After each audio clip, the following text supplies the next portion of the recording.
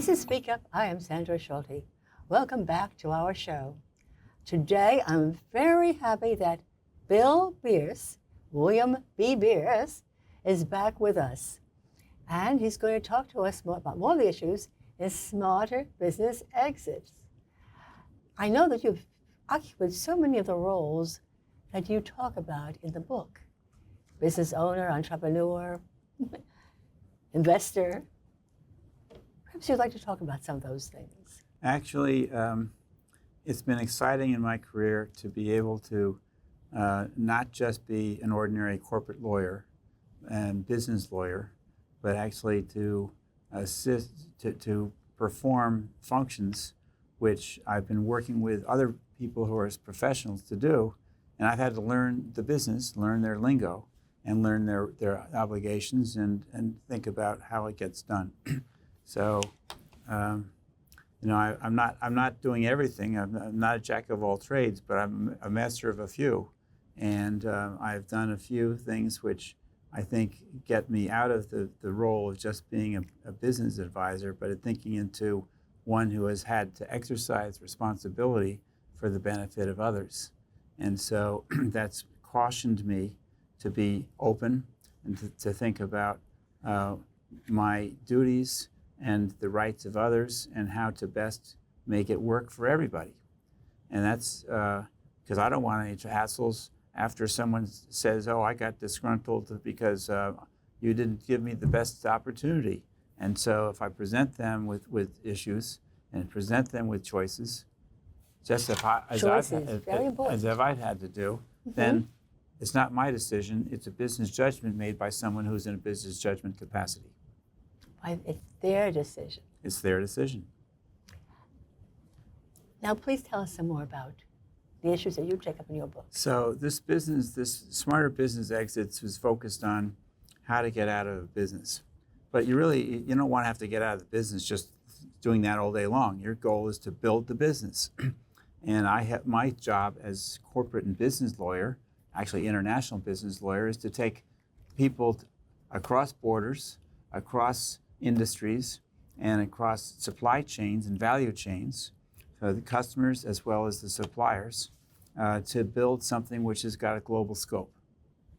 So I'm always looking to build something global, because that means that I have a global asset that I can sell on its own or integrate into something else as to a much larger organization. And I've done that for clients. So the issue of roles is what can I do to help support the enterprise and as it grows and as it expands, but also minimize risks along the way. And so it's a constant due diligence, if you will. So that's what your role is. Advisor, you ask questions, you're in confidence. And the one thing about my role as an attorney is I have attorney-client privilege. So what you confess to me, I don't have to confess to somebody else. I shouldn't. I won't. And so then you can get some feedback, which you might not be able to get from another advisor, depending upon what the issue is. So what I'd like to talk about a little bit is on, while the book talks about a lot of the details about insurance issues, taxation, employment, and particular issues of operating a business, what I'd like to talk about is the owner's strategy. First, looking at it from the standpoint of the owner, individual owner, and second is from a group of owners, which is a joint ownership. And on the strategy for an individual exit, that's the family issue, it's the personal issue. It's always the personal issue for everybody, but it's the most personal issue. And so the goal is to enable the organization to survive without the owner. And most owners see themselves as integral to that. But there are transitions that even after a sale, an owner can participate in, although not controlling, getting to participate in support and consulting and advising and guiding. Coaching. Coaching, yes. So there are consulting agreements or employment agreements post-closing that may be used to keep the owner happy, keep him busy, or her, but more importantly, to generate support for the pricing on the buyout. Although, be careful, you may be a consultant afterwards and you have no control over what happens in the business, and your purchase price bonus for the consulting services period may not arise because you're not in control. So you lost control. How do you feel about that? So you have to work on that. There are several different deal structures for an agreed exit by an individual owner. And I think it'd be useful to talk about some of these issues that go into the shareholders agreement, so the sale agreements that are important, maybe if you have more than one shareholder, you have arrangements between the shareholders for one to buy the other one out, and that's called the buy-sell agreement, and allows one owner to get out because of age or incapacity or family issues, whatever he or she wants. So you need to have a right to sell, and the right to sell means sell to the company or sell to the other owners. And the question: who's paying the money? Who's the buyer? And where's the money come from? And what risks are you assuming if you don't get paid, to not get paid, if you're selling and payout is over 5 years? But that's a good one from the other standpoint of the co-owners. If I'm paying you out over 5 years, you're not going to cheat me on a non-compete. You're not going to solicit my people to the people to go to your new competing business. So it's good in a sense to share that, to have a risk. But then, of course, you can minimize risk by insurance and things like that. So also... Interesting. You minimize risk by insurance. Very interesting. Well, you can buy insurance. If there's going to be a sale to an outsider, you may have a right of first refusal.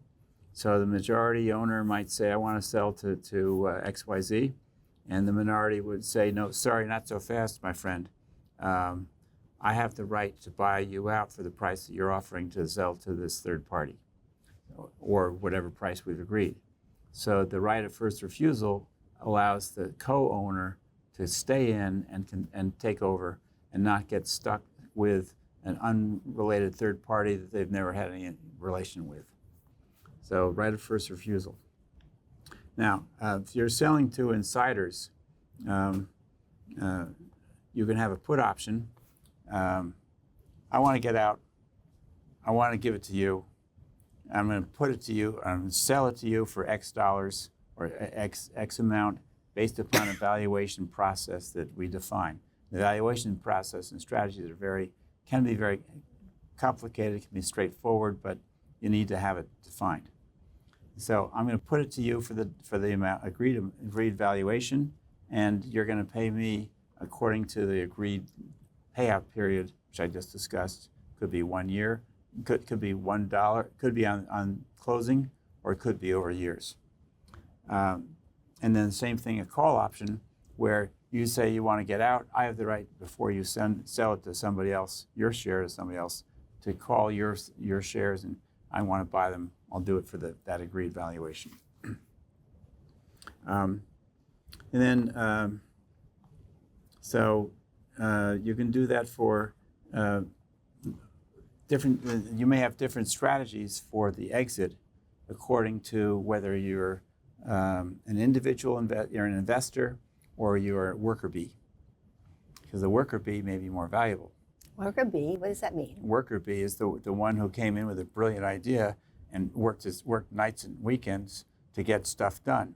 The investor is off sitting in a lounge chair on the beach. Just wrote the check and that's it. So the exit planning for your investors may be a little bit different than the pricing and the structuring may be different for the financial investors instead of the worker bees. So now let's talk about forced individual exit. I actually have a little situation here in the Wall Street Journal from July 2026 about some company that is an $8 billion asset management firm. And in 2022, two of the three founders decided to kick out one of the others because he didn't return to the office on a post-COVID office return policy. And he says, no, I'm an owner. I'm not subject to the employee rules. Well, it's unclear, so they're litigating. But what it tells you is that you need to have protections for each individual where two against one can hurt and result in litigation. So there's it's a squeeze out, and that's something which your shareholder agreement should be clear on. If you're not clear on it, it's not going to work. And you're going to be spending your time in litigation rather than growing your business. And your reputation is going to suffer. And your opportunities for strategic alliances is going to be bad because your reputation is going to go downhill because if your co-founder can't trust you, why should anybody else trust you? And it goes both to employees and to investors and supply chain and everything. So your reputation is important.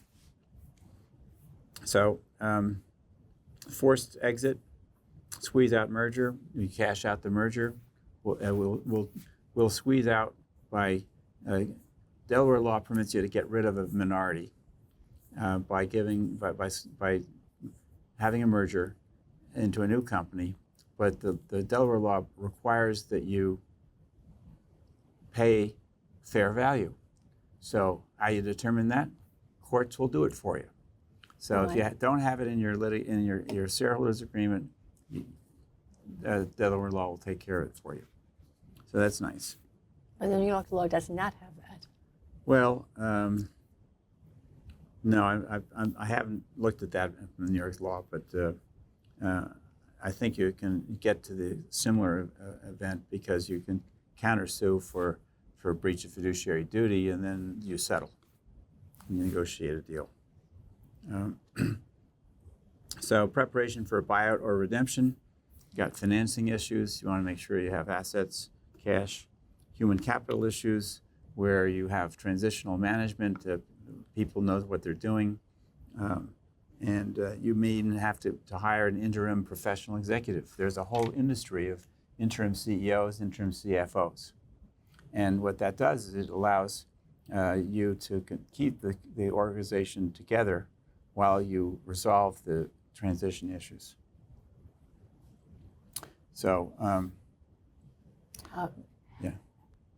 What if the employees, even though they worked very well together, et cetera, are not happy about the new boss that they see on the horizon? Well, there's something in employment law called at-will employment. If you don't like what's going on in your company, you can quit. But it's provided that what you don't like is not something which is illegal, because then you have a right to sue. But keeping employees happy and keeping them installed in and being effective is a challenge. And the last thing you want in any exit plan is a high turnover. High turnover is an indication that you can't manage people. And when you can't manage people, how can anybody else do that? So you got an unsaleable business. Sorry, not interested. So retention of the goodwill of employees, and you have to keep listening. So this goes back to my essential points about running a business. You have to listen to the consumer, you have to listen to the suppliers, you have to listen to your employees, and adapt.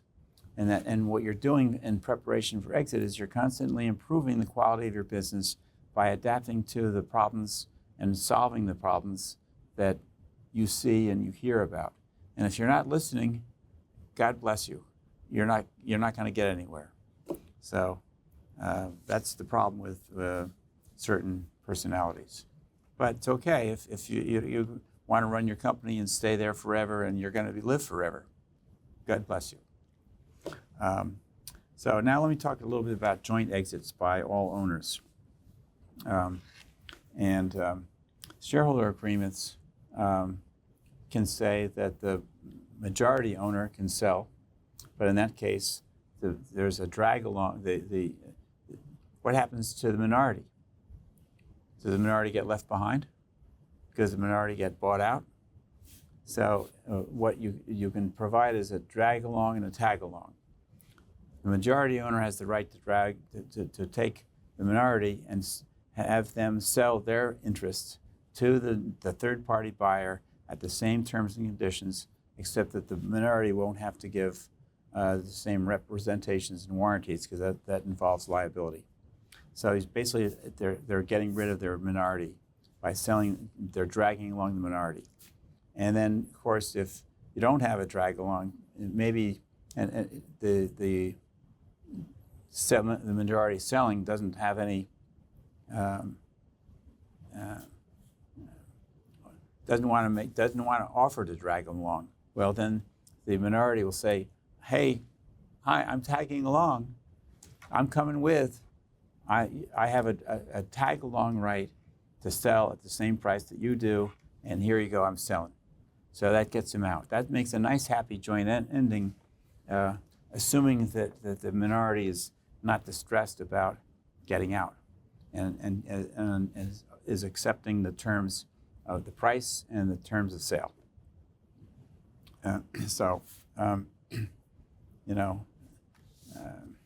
But of course, at the beginning, he has to understand. He signs the initial contract, the initial deal. He's really put his mind in place that this is what's going to happen, because he's signed onto a contract. So actually, yeah. The funny part about it is, people complain about shareholder agreements and LLC operating agreements being complicated. Well, actually, they're liberating, because they let you think about what you want to do, and they set rules which are fair to both sides, gives you predictability, gives you an opportunity, and at the right time, whether it has to go. And if you're a minority, the worst you can do is just complain and argue that you're not being served, breach of fiduciary duty, but then you're spending time in litigation when in fact you could be dragging along and tagging along at the same price. God bless, I'm out. I got paid. Thank you. So that's alternative. Most important thing for a joint exit is timing. I've had situations where the client company has grown to a certain point, and then it's developed technology, but it can't really exploit that technology unless it gets a capital increase. And so it's got to raise money. Well, raising money is risky and takes time and dubious. So what you can say is, we're going to sell that asset that we can't invest in. We can't invest. We'll let Apple or Microsoft do the investing, and we'll sell it to them. And I've sold off technologies rather than exit the business. Yes. And so they keep on track for the core business with letting go of those things which they don't have the capital to invest in. So timing is important, and you want to make sure that you aren't stuck with a good idea and has nowhere to go. Because you can't capitalize If you can't capitalize and you can't generate revenue on it, you got to get rid of it. And that's a spin-off or a split-off of an asset. So you do asset sales or split-off. And so the concept of an exit means you can do the whole thing, or you can do just an asset, or you can which doesn't fit anymore because it requires additional capital contribution and support, or some kind of restructuring. So all of this that's why when you're running the business, you have to keep asking yourself, is this a sellable business? What is preventing me from selling it? And if I can't sell this, then what should I do? So it's opening opportunities by making investigation and decisions with a sprint to fix the gaps. So you're constantly fixing gaps, one after the other. You're focusing on things, getting it done, until you've got, I wouldn't say pristine company, but you've got your major things resolved. So preparation for sale. Clean up your corporate housekeeping. That's easy. It's just documentation review. Clean up your personal housekeeping. Well, that's like, okay, fine. What's going to happen if you sell the company, and do you have any personal liabilities or obligations that will arise from the sale? Get third-party consents. Well, why do you have to do that? Well, because you promised someone that you would let them do it, or you promised something. So think about what you promised so you clean house. And the third-party consent is effectively a release of potential claims. And so when you look at the release of claims, you say to yourself, oh, that's something that's really nice for me as a seller, because in my sale agreement to the buyer, I'm promising there are no claims. So I'm getting rid of the claims. Because I keep track of your claims. I get clean the house. Okay. And then you have sellers' intermediate strategies and short-term strategies for growth and improvement and things that they want to get done just out of plans. And then a transition plan, which would be post-merger. What do you think you can offer? Because that goes into your sale documents, your confidential information memo that you're selling to the private equity or to the other buyers, your strategic capital. Well, we can do this, and that's why a transition plan with us would be really successful for you, the buyer. Okay. Now, how do you avoid a failed deal? How do you avoid a failed deal? Well, first, you don't want to be dependent upon one buyer. So you want to have a structure that will be the equivalent of an auction. Mm-hmm. Okay? Whether it's to two people, two buyers, or 10. And so that means you need to have a presentation that is ready for, they call it the document room, where you have the documents ready and answer to questions. But a failed deal can occur when there is a material adverse change, when a hurricane blows up your plant. That's going to get you out of the deal. Yeah. And you want to avoid the risk of termination and breakup fees.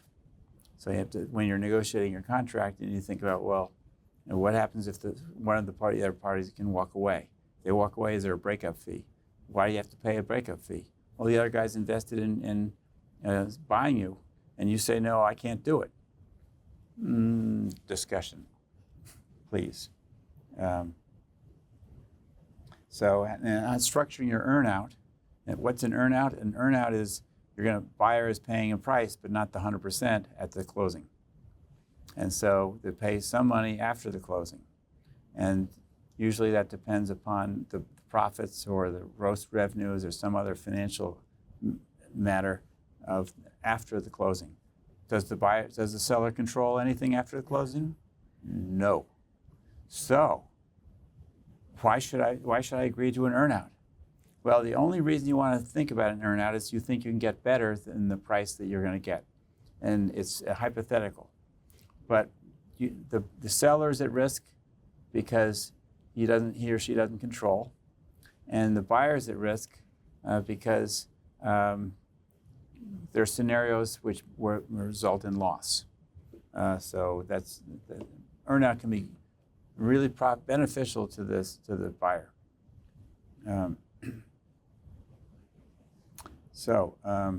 We have management buyouts, different story. Now, what do you think is some of the most important things that our audience should take away with them? Takeaway for your strategic business exit is it takes time. You need to plan. And if you are good at managing, you should be good at designing your business and redesigning to fill in the gaps. And I would say offhand, if you want to start a business, or if you are in business, you really should look at this book to help keep you on track and make sure you don't skip some essentials that you really need to cover. Well, this book actually has a manifesto for smarter business exits. And it basically says create shareholder value by design at the start, build an agile business, design a robust dispute mechanism, and for pre-ownership, you do a test ride maybe, you do a little honeymoon before a little relationship building before you jump in. Get a company medical checkup, plug your leaks, maintain good governance, manage operations for smooth post-merger integration, use your business exit intelligence, which is what I've been talking about, the emotional intelligence that helps you separate your emotional issues from your business issues, and divorce prevention, detection, and response, and designing for your best joint exit and executing your best joint exit, overcoming all the hurdles you're going to see. Bill, William B. Bierce, I want to thank you so much for coming on the show and giving us all this terrific information. Until the next time, this is Speak Up. I am Sandra Schulte. Have a wonderful, wonderful rest of the day. Goodbye. Thank you, Sandra.